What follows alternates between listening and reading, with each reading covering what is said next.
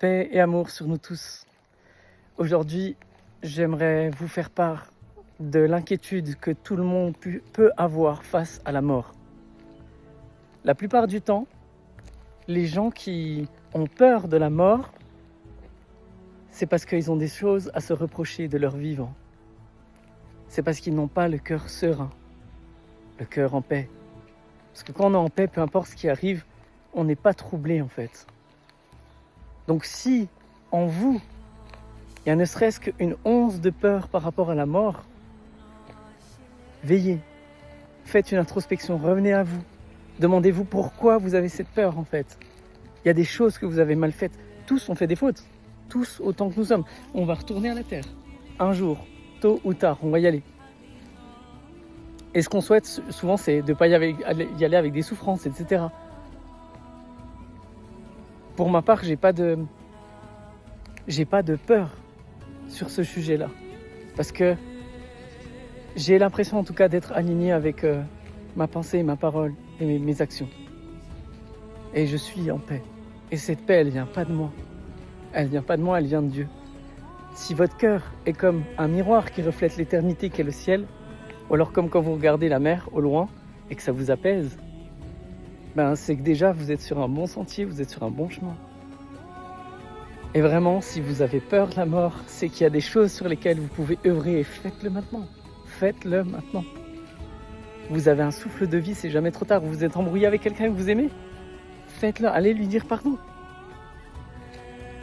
Allez lui dire pardon, c'est pas grave si la personne elle accepte pas le pardon, mais vous avez fait la démarche, faites-le avec un cœur sincère. N'essayez pas de le faire parce que vous avez un intérêt derrière, ça compte pas en fait. Ça compte pas du tout. Faites-le vraiment avec toute votre envie. Il n'y a rien qui ne peut pas se réparer. Si quelqu'un est déjà mort, vous ne pouvez pas réparer ce fait, mais vous pouvez avoir une vie pénitente. Vous pouvez revenir vers les personnes qui étaient autour d'elle et essayer de faire des choses pour elles. Vous pouvez toujours faire quelque chose. Une bonne action que vous avez faite, même des 50 ans avant, vous sera toujours considérée encore aujourd'hui. Parce que la justice humaine est faible et pauvre, mais la justice divine, elle est céleste. Elle prend conscience de tout ce que vous êtes. Elle vous aime avec tout ce que vous êtes. Et moi, j'ai pas le droit de juger parce que j'ai plus de péchés que de cheveux sur ma tête et je ne suis personne pour juger. Et dites-vous bien cela, qui êtes-vous pour juger ? Jésus, il est venu pour soigner les malades d'esprit et pas les saints d'esprit. Il ne faut pas qu'on oublie cela. Il ne faut pas rester dans un petit groupe comme dans une secte. Parce que le bien que Dieu a placé en vous, tous les dons qu'il vous a accordés, ils ne se propagent pas, ils restent stériles. Plantez les graines d'amour. Partout où vous êtes. Voyez le bien, parlez en bien, œuvrez pour le bien. Et vous verrez qu'en fait, vous vous sentirez léger, d'une légèreté surnaturelle, d'une paix intérieure que personne ni rien ne peut troubler. Et ça, vraiment, c'est une bénédiction. Et vous n'aurez plus peur de la mort. La mort, ce sera un rien. Ce sera juste le temps d'un passage. Et qu'importe les souffrances qui peuvent survenir avant, la mort, quand elle arrive, c'est fini en fait. Il n'y a plus ces souffrances. La plupart des gens qui sont morts ayant une mort imminente, genre une expérience de mort imminente, ils ont été morts pendant genre 2-3 heures. Ils ont eu un soulagement hallucinant. Une paix intérieure magnifique. La plupart des gens qui en ont fait l'expérience et qui de leur vivant agissaient plutôt bien en tout cas, ils ont ce retour positif. En se disant, tout m'a été délesté, j'avais plus de soucis, je me sentais tellement en paix intérieure. Quand je suis revenu, je me suis dit, mais en fait, non, mon Dieu, s'il te plaît, reprends-moi. Quand les gens pleuraient autour de eux, quand ils sont dans une salle d'opération, que ça ne s'est pas passé comme il fallait, mais que leur âme est en train de s'élever, ils n'avaient pas cette... En fait, ils ressentaient la tristesse des gens autour, en tant qu'âme, mais ils n'étaient pas tristes, ils étaient soulagés, ils se sentaient bien. Enfin voilà, œuvrez sur vous pour ne pas avoir peur de la mort. Et vraiment, les gens qui œuvrent sur eux toute leur vie en essayant de faire les bons choix, parce qu'il y a un bon choix, il y a un mauvais choix, eh bien ces personnes sont allégées quand la mort arrive et pour elles c'est un mérite et un soulagement. Enfin voilà, c'était déjà, d'une part, c'était ce côté-là. Et là, je vais parler pour mes frères et sœurs en Christ. Je vais parler pour mes frères et sœurs en Jésus. Et pour moi, on est tous frères et sœurs, tous sans exception. On vient du même endroit, on est fait de la même manière. Notre âme, on a tous une âme qui vient du Père Tout-Puissant. Il n'y a pas d'exception. Et donc là, je vais parler à mes frères et sœurs en Christ. Alléluia, Jésus est ressuscité. Il a pris sur lui les péchés du monde, de tous les hommes sur terre, avec un grand H, les hommes sur terre, de tout le monde. Il a pris les péchés sur lui et il dit que viennent à moi tous ceux qui veulent être lavés de leurs péchés, que viennent à moi tous les endeuillés, tous ceux qui pleurent, que viennent à moi tous les miséreux, car frappez et je vous donnerai. Et n'oubliez pas, il est ressuscité, faites que sa foi en vous soit vivante. Elle est en nous, elle est vivante. Il faut que ça donne du fruit. Et là, je vais appuyer sur un point qui va peut-être pas plaire à beaucoup de gens. Mais Jésus, quand il est venu, il n'a pas dit créer plusieurs églises. C'est quoi ce bordel? Il n'y a pas plusieurs églises.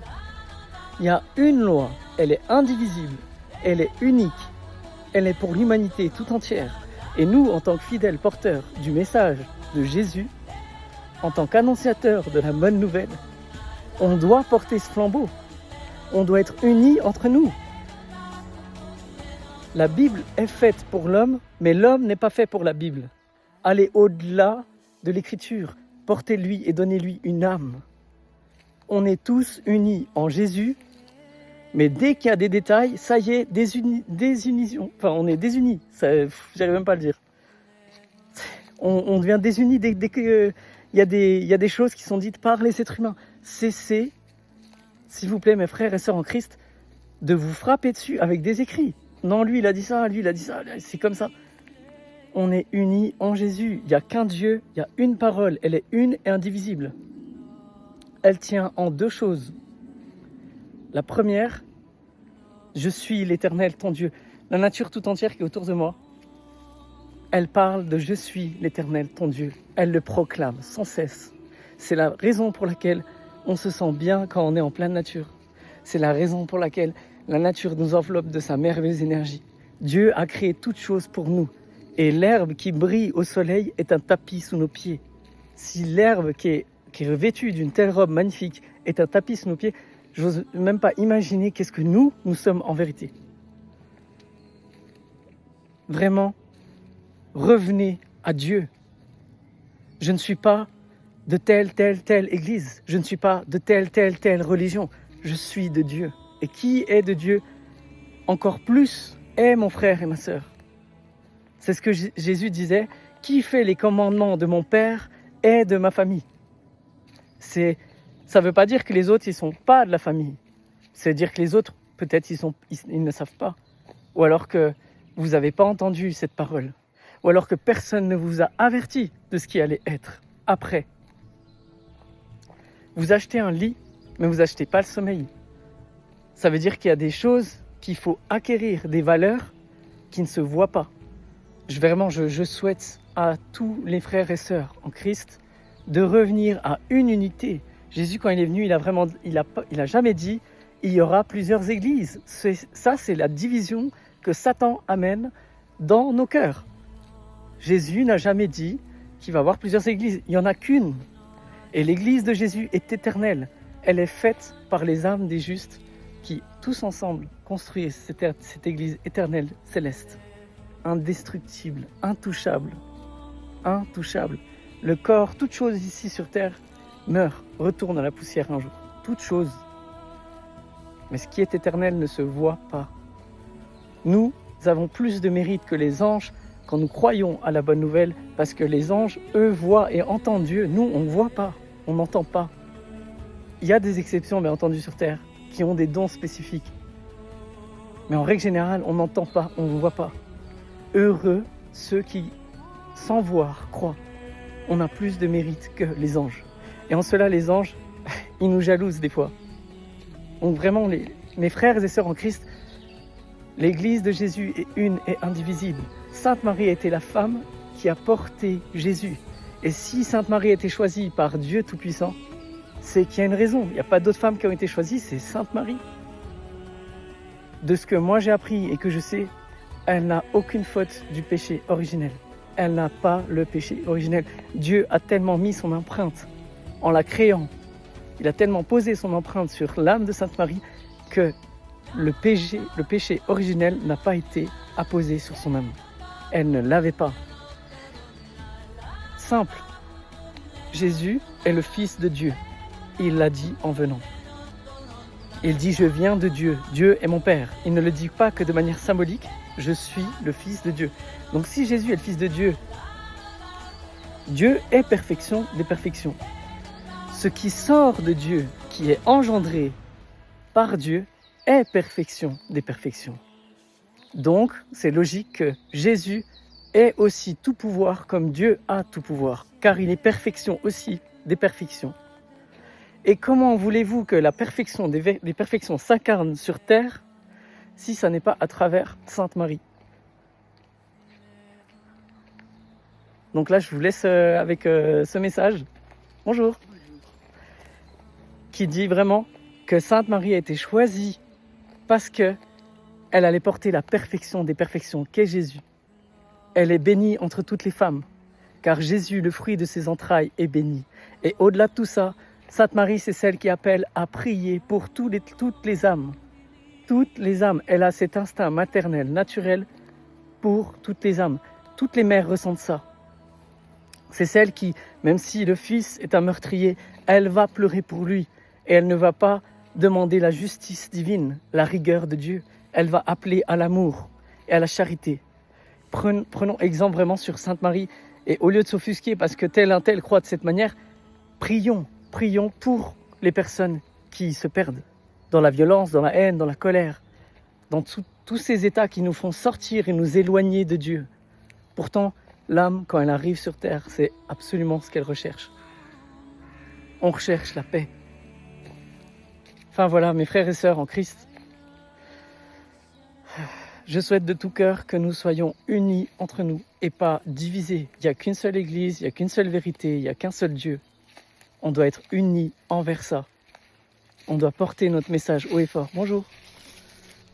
Et c'est tellement important que la terre entière devrait le proclamer. Cessez d'être divisés. J'ai en tout cas ce rêve en moi que tous nous soyons unis en Jésus.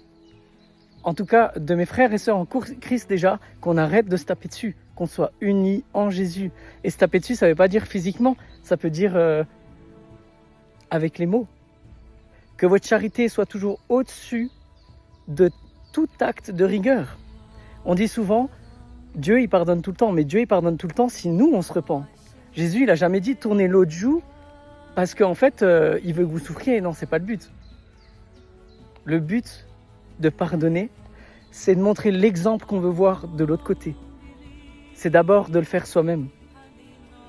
D'abord de faire pénitence. Et l'autre personne, si elle revient d'accord contrit et pénitent, Dieu, ça, il le voit, il sonde les reins et le cœur. Et nous aussi, on voit, on ressent quand il y a quelque chose qui est sincère. Et en même temps, nous, on n'a pas ce droit de ne pas pardonner. Dieu, s'il nous pardonne toutes les fautes et les péchés qu'on fait, nous aussi, on doit pardonner. Et celui qui ne pardonne pas ne sera pas pardonné. Peu importe ce qui vous est arrivé, je dis bien peu importe ce qui vous est arrivé. Parce que toute personne porte en lui et le mal et le bien. Et il n'y a personne qui est parfait. Personne n'est sans faute sur cette terre. On a tous fait du mal à la créature de Dieu ou à la création de Dieu. Enfin, tous autant que nous sommes. Donc on ne peut pas demander, on ne peut pas juger avec une telle rigueur. On doit être dans une mansuétude, dans une miséricorde qui imite la perfection de Dieu. Parce que Jésus nous appelle à la perfection de Dieu. Donc il faut cesser vraiment d'être dans je suis telle église, telle église, telle église, telle église. Je suis de Dieu. Et quiconque possède la sagesse par l'humilité qui vient de Dieu, ouvre les portes de la sagesse. Salomon, il a demandé une chose à Dieu quand Dieu lui a dit « Dis-moi et je t'accorderai ce que tu souhaites ». Salomon a demandé le discernement entre le bien et le mal. Fuyez toute complaisance au mal et accueillez toute complaisance au bien. Et il y a aussi une chose, quand on a dit quelque chose à quelqu'un, à un frère ou une sœur, faites-le en privé. Tout comme on fait nos prières en privé en règle générale, faites-le de manière discrète. Comme quand on donne de l'argent, que la main gauche ne sache pas ce que la main droite a donné. Ou je ne sais plus comment c'est dit, mais faites-le avec charité. David, quand il y avait les pains de proposition qui étaient sur l'autel, ces pains de proposition, quand il avait faim et qu'il était en fuite parce que Saül le pourchassait, David a mangé ces pains de proposition. Il a mangé ce qui était donné à Dieu. Et c'est là où je redis cette phrase. La Bible, la loi est faite pour l'homme, mais l'homme n'est pas fait pour la loi. Nous sommes appelés à plus que cela. Allez au-delà des Écritures. Et si vous faites les 2 commandements principaux dont j'ai parlé tout à l'heure, « Je suis l'Éternel ton Dieu, et ne fais pas aux autres ce que tu ne veux pas qu'on te fasse », il y a tout là-dedans, il y a tout. Quand vous aimez quelqu'un, vous ne lui mentez pas, vous ne trahissez pas, vous ne lui faites pas de mal, vous l'aimez comme vous-même, donc vous faites ce que vous aimeriez qu'on vous fasse à vous. Qui est le plus grand quand il y a quelqu'un qui mange à table? Est-ce que c'est les parents ou les enfants? Les parents se sacrifient pour laisser d'abord manger les enfants. Ils sont les plus grands, ils montrent le chemin. Les enfants, s'ils voient, c'est comme des éponges, ils vont refaire ce que nous on fait. Faites attention à vos actes, à vos pensées, à vos paroles. Vraiment, veillez à penser au bien. Éloignez-vous du mal. Et j'espère que je n'ai pas été trop long. Enfin, je redis encore une fois, j'ai ce rêve et cette envie que tous nous soyons unis en Jésus et que nous ne soyons pas dispersés comme Satan le veut. Parce que la division, ça vient de Satan, ça ne vient pas de Jésus. Jésus uni. Et quand il est venu, il est dit qu'il allait être un symbole comme une épée à double tranchant. Il y en a qui vont prendre les paroles de Jésus comme une caresse pour leur âme, et d'autres vont prendre ces paroles comme un coup de bâton. C'est à vous de voir comment vous allez entendre ça. Mais vraiment, Jésus n'a pas dit plusieurs églises, il a dit une église. Tout comme Jésus vous a appelé à être parfait, il vous a dit, Adam a vu Ève, et il a dit, l'homme et la femme s'uniront pour ne faire qu'une chair. Il n'a pas dit l'homme et les femmes, il n'a pas dit les femmes et les hommes. C'est un chemin vers la perfection. Cessez d'aller à gauche, à droite, de papillonner, parce que ça vous fait perdre qui vous êtes. Vous sortez de vous une énergie qui est précieuse. Comme s'il n'y avait pas de règles. Il y a des règles. C'est juste qu'aujourd'hui, on est dans une société consommatrice et qu'on vous pousse à ça. Mais ça, c'est le mauvais chemin. Moi, je suis personne, je suis poussière des poussières, grain de sable d'un seul moins qu'un verre, pour vous dire tout ça, mais vraiment, soyons tous unis en Jésus. Et je maintiens encore une fois, si Sainte Marie a été choisie parmi toutes les femmes, c'est qu'elle avait des grâces que personne d'autre n'avait. Cessez d'avilir Sainte Marie, peu importe qui vous êtes. Et là, je parle vraiment à mes frères et sœurs en Christ, parce que quand on ne sait pas, c'est pas grave. Mais quand on sait, quand Dieu donne, plus il donne et plus nous avons de responsabilités. Et rappelez-vous, Jésus a vécu dans la pauvreté, il a souffert le martyre, il a donné sa vie et son sang pour nous, pour l'humanité tout entière. Et Jésus a bien dit, je ne regarderai pas si vous êtes d'une telle ou telle religion, je vais regarder si vous suivez les commandements de mon Père. Et les commandements du Père sont si simples qu'un enfant peut le faire. Sommes-nous plus faibles que l'herbe qui est sur terre? Les éléments de la nature, ils font la volonté du Père. C'est-à-dire de vivre et de donner du fruit pour nous nourrir. Mais nous, souvent on est devenus plus faibles. Plus faibles qu'un brin d'herbe. Il faut qu'on retrouve notre foi, il faut qu'on retrouve notre éternité et qu'on soit unis en Jésus, qu'on ne soit pas désunis à cause de Jésus, mais qu'on soit unis en Jésus. Donc il n'y a qu'une seule Église, une loi, un Dieu, une vérité.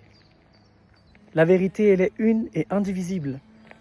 Vous pouvez dire ce que vous voulez, toutes les autres, ce sont des règles écrites par les êtres humains, soit pour dominer, soit parce qu'ils avaient envie de morceler ce pain béni qui est envoyé par Dieu pour nourrir l'être humain. Et entre-temps, d'autres personnes sont venues et ils ont tout détruit. C'est ce qui s'est un peu passé avec le judaïsme. Par peur d'assimilation, ils ont créé tellement de règles. Il y en a 613 aujourd'hui. 613. C'est du grand n'importe quoi.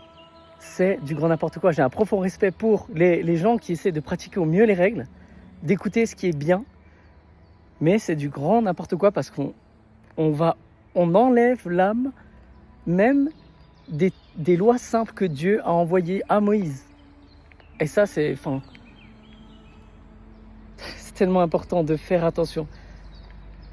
Donc vraiment, j'appelle tous mes frères et sœurs en Christ à s'unir dans la vérité qu'est Jésus, que Dieu le Père a envoyé son Fils pour abreuver de son sang l'humanité tout entière, pour effacer les péchés du monde, pour ceux qui se repentent d'un cœur sincère, contrit et pénitent.